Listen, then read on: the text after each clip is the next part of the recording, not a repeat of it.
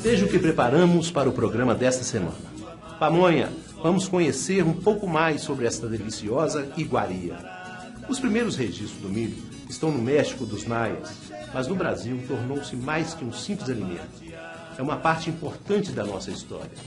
Como dependia do homem para ser plantado, caminhou passo a passo com os bandeirantes no Brasil, que saía do litoral. E dele nasceu a pamonha, misturando índio, europeu e africano. Novas cultivares de girassol. Os produtores brasileiros podem contar com 3 cultivares de girassol produzidas pela Embrapa, que foram adaptadas para o clima e o solo brasileiro. Confira na matéria. Reciclagem. Por iniciativa da Emater de Betim e São Joaquim de Bicas, as mangueiras utilizadas no sistema de irrigação, vulgo atejamento, estão sendo recicladas e reaproveitadas em hortas de escolas públicas. Dica técnica. A Emater de Varginha, sul de Minas, está incentivando a construção de uma fossa ecológica. Opção simples e barata. Aprenda a fazer. E a receita desta semana é de carne flambada na cachaça. Cozinha no Cerrado. O interior do país se manteve mais fiel aos costumes de cultura genuinamente brasileira. Assim, é possível aprender muito da história do Brasil com a culinária do Cerrado. Assista agora.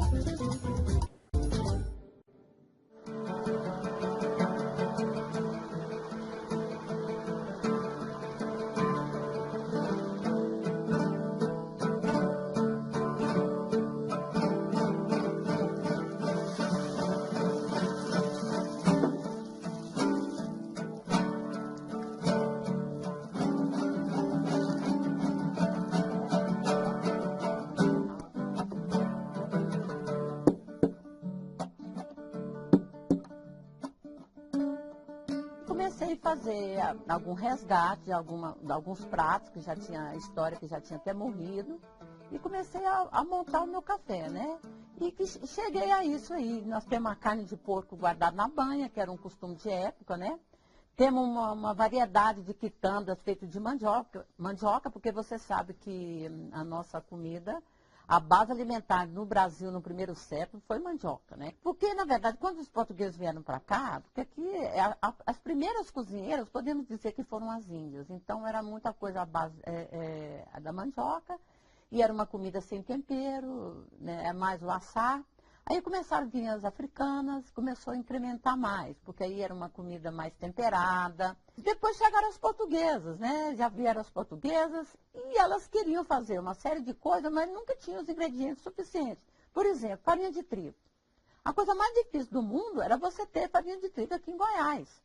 No Brasil, de modo geral, era difícil. No empadão, as pessoas falam, nossa, mas por que o goiano adora essa coisa amarga, né? Que é a gariroba, né? Que nós chamamos de gueroba. Falei, gente, Goiás não tem palmito. Por exemplo, quando você vai fazer uma torta, toda torta leva palmito, né? Então, você imagina uma portuguesa aqui no Centro-Oeste querendo fazer uma torta. Daí que surgiu o empadão, entendeu? Mas como nós não temos o palmito, já optaram pelo tal da gueroba, né? Às vezes, o dia que você salgava a comida, você errava a mão no sal, a comidinha saía meio temperada, né? A minha avó virava e falava assim, uai, minha filha, os tropeiros chegaram. Tá? Por quê? Porque quando os tropeiros vinham, tinha abundância de sal. É por isso que o goiano faz pamonha de sal. Por que o goiano, gente, já que era tão difícil o sal, por que nós não comemos pamonha de doce? Mas é porque, gente, a coisa salgada aqui tinha muito mais valor, porque açúcar a gente produzia, nós não produzíamos sal. Quando nós estudamos história, eu sempre falei, você estuda história baseado no que aconteceu no litoral. Ninguém estuda história no interior. Então, o sal aqui era um salário. Acabava sendo muito caro, as pessoas eram pagas com sal, entendeu? E sem falar de outras dificuldades, né?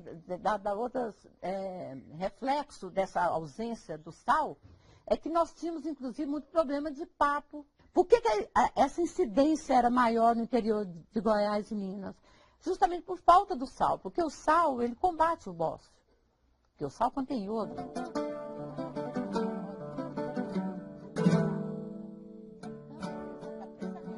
Os portugueses adaptaram uma série de coisas. É por isso que eu falo que o pão de queijo, gente, você não pode dizer só que ele é mineiro. Se você for avaliar, seria talvez uma portuguesa querendo fazer um pão. Por isso que ele chama pão. Ah, vamos fazer um pão? Vamos. Mas cadê a farinha de trigo? Não tinha. Aí já pegaram o quê? Pegaram o polvilho. Então, foram as adaptações que sofreu no Brasil essa comida europeia com o jeitinho brasileiro, entendeu? Que é igual Minas também. E nós somos muito parecidos, porque inclusive a nossa colonização foi no mesmo período praticamente, entendeu? Então essa gastronomia aqui do interior de Minas e Goiás seria uma gastronomia que tinha no Brasil inteiro, na época de Brasil Colônia. Se tratando do interior do Brasil, né?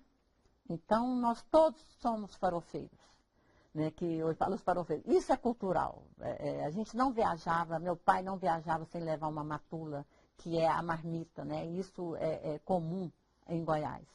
E é como a história da paçoca. Então, era um alimento usado pelos bandeirantes, pelos tropeiros, de maior conservação. A história da paçoca é interessante porque nós herdamos isso dos índios. Porque os índios já faziam uma espécie de paçoca, só que eles faziam de peixe, né? Tinham caçar, tinham que levar uma matula, né? E, na verdade, a paçoca que nós fazemos é uma espécie de matula usada pelos tropeiros. A gente tempera a carne seca, bem seca, fritamos na panela e depois vem para o pilão. E aqui, a gente soca ela com pimenta bode, farinha de milho, e bem socadinho, entendeu? E isso os tropeiros levavam nos alforjes, nas viagens, eles colocavam à direita a paçoca e à esquerda a cachaça. Meu filho, a gente não pode separar a comida da história. Comida faz parte da história, entendeu? Depois que eu comecei a perceber isso, eu comecei a dizer, não, é minhas coisas mesmo. Entendeu? Então, isso aqui é mostrar a cultura de Goiás e também mostrar a cultura de outras regiões do Brasil que se perdeu. Nós não temos que mudar nem um jeito de falar. Porque o meu sotaque é minha carteira de identidade.